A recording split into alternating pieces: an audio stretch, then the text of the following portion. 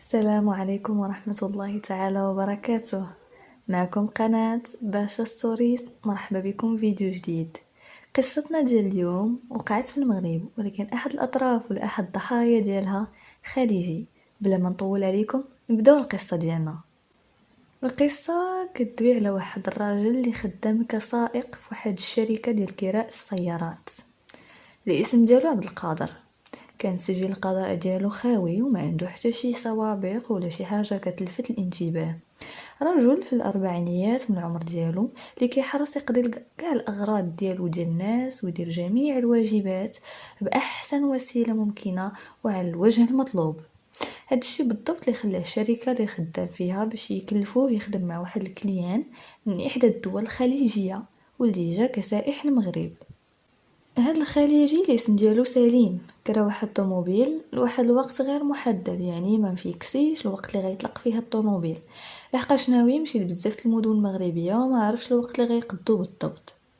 هادشي وقع في مدينه الرباط بسبب الثقه ديال الشركه في هاد السيد خلاتو يخدم عند هاد الخليجي، اي غيكون هو الخريطه ديالو ويديه فين ما بغا.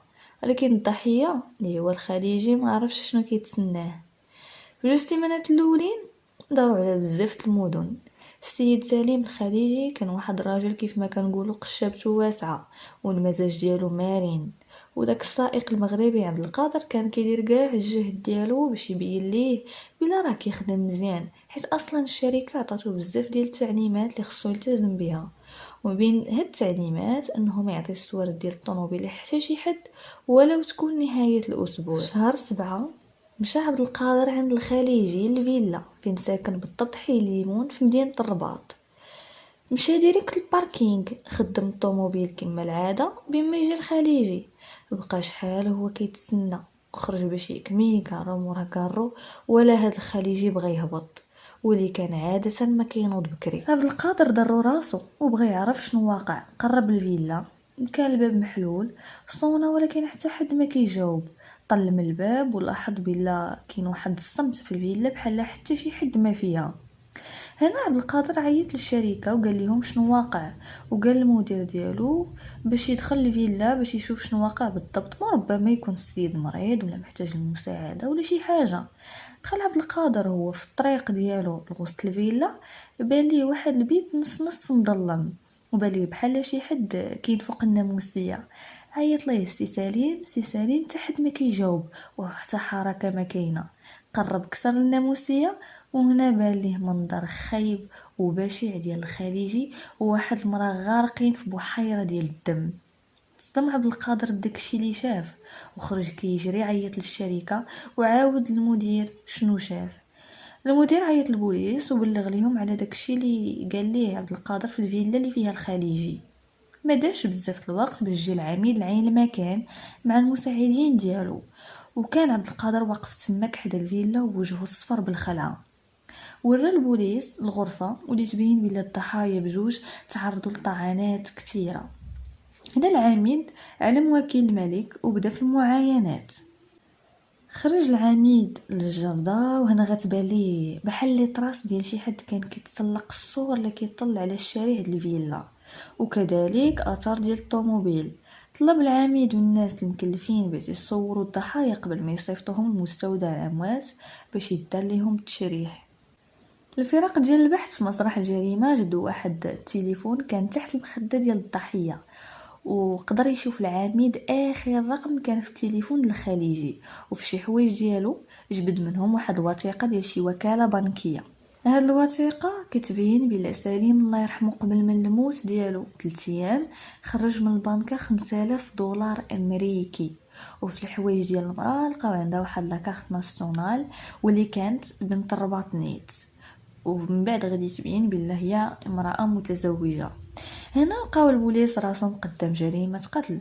احد الضحايا ديالها مواطن خليجي وكان عليهم بالضغط من كاع المصالح باش يفكوا اللغز ديال الجريمه دغيا.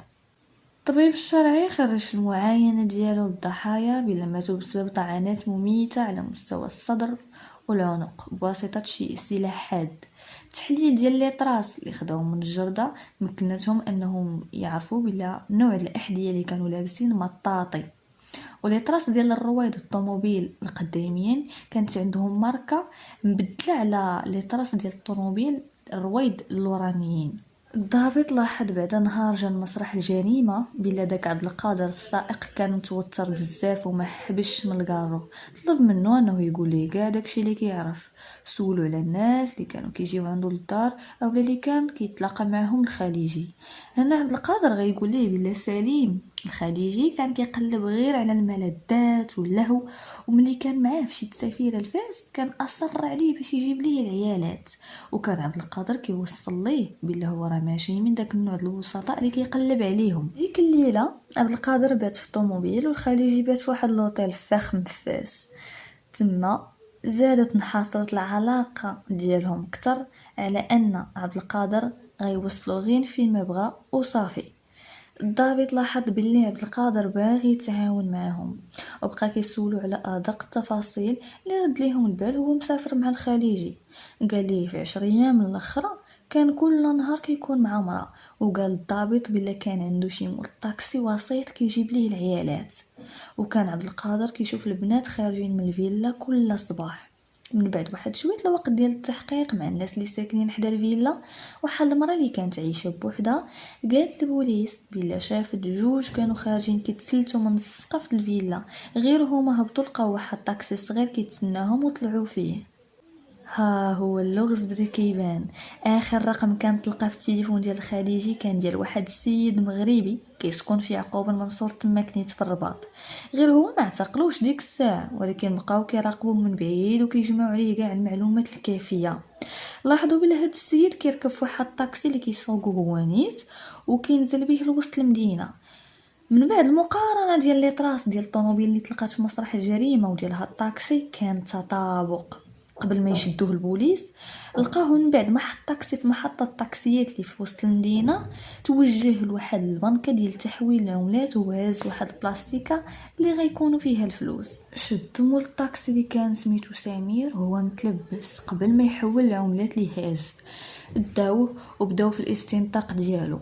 كانوا قاع الدلائل ضده ما عنده فين يتهرب. قال لهم بلا هو وسيط في البغاء اعزكم الله بين المغربيات والخليجيين، وبلا طاكسي غير وسيله كيدرك فيها الاعمال ديالو. قال لهم واحد النهار كان عيط ليه الضحيه الخليجي واخا ما فايتش ليه يتعامل معاه من قبل ولا شي حاجه، وطلب منه يجيب ليه شي بنت في العشرينيات من العمر ديالها. وفي النهار اللي من بعد جا مول الطاكسي باش يدي البنت، واللي قالت مول الطاكسي بلا راه الخليجي عطاها 100 دولار وبلا شافت عنده واحد الصاك عامر بالفلوس. طمع طاعون. والطاكسي بدا كيقلب على شي طريقه باش يوصل الفلوس وغواه الشيطان بزاف. من بعد بقى الخليجي كيعيط ليه بزاف باش يطلب منه يجيب ليه بنات اخرين. في المره الثانيه جاب ليه مرا اخرى واللي كانت متزوجه واتفق معاه باش يرجع يديها لا غد ليه.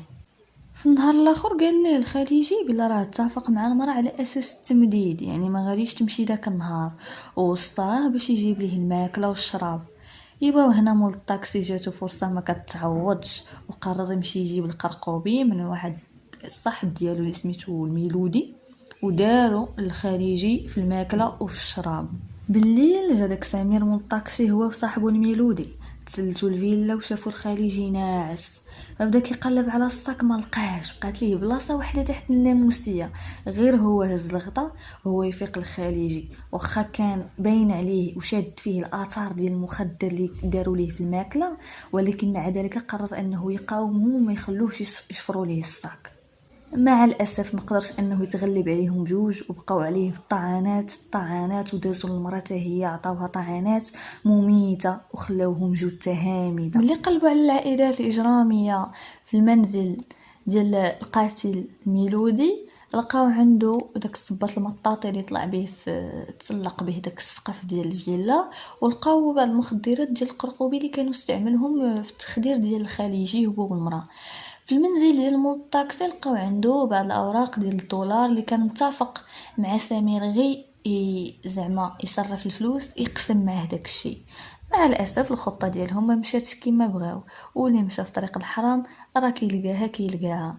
المراه اللي كانت ديجا مجوجه واللي الراجل ديالها ما درف عليه حتى دمعه عند البوليس، قال لهم بلا هي تستاهل، وهي اللي اختارت طريق الحرام ومشات في طريق البغاء ونالت في الاخر الموت، وما بقات مزيانه لا مع ربي لا مع عبدو.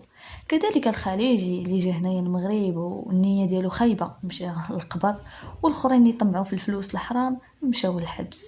هكذا غتكون سالات القصه ديالنا اللي كلها عبره وعظه. كنتمنى ديروا لايك وسبسكرايب وشي كومونتير زوين الى عجبكم الفيديو، ونتلاقاو في فيديو اخر. السلام عليكم.